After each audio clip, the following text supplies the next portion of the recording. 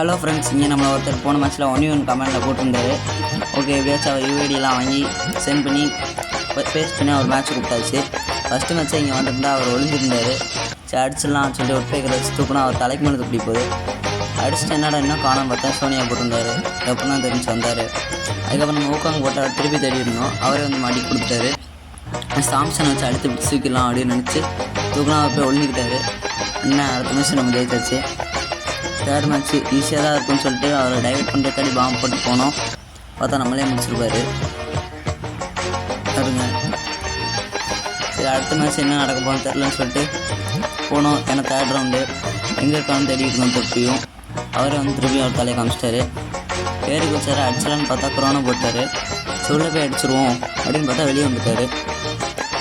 சரி என்ன அவ்வளோதான், அந்த மேட்ச் ஜெயிச்சிடலாம்னு சொல்லிட்டு போட்டால் குளோவால் போட்டுப்பார். பார்த்தா சோனியா அவர் பார்த்துட்டா நம்ம ஜெயிச்சாச்சு.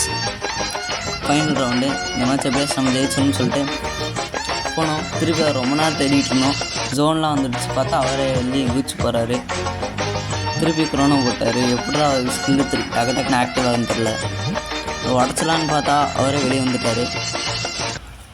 திருப்பி அடிக்கலான்னு பார்த்தா அவர் தலைக்கு மேலே கூடி போக ஆரம்பிச்சு முற்பேக்குது.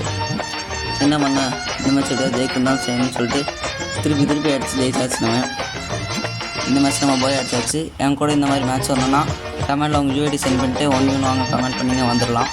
அடுத்த நாள் டாஸ்க் வீடியோ போகலான்னு சொல்லி மறக்காமல் கமெண்ட் சொல்லிடுங்க. பாய்.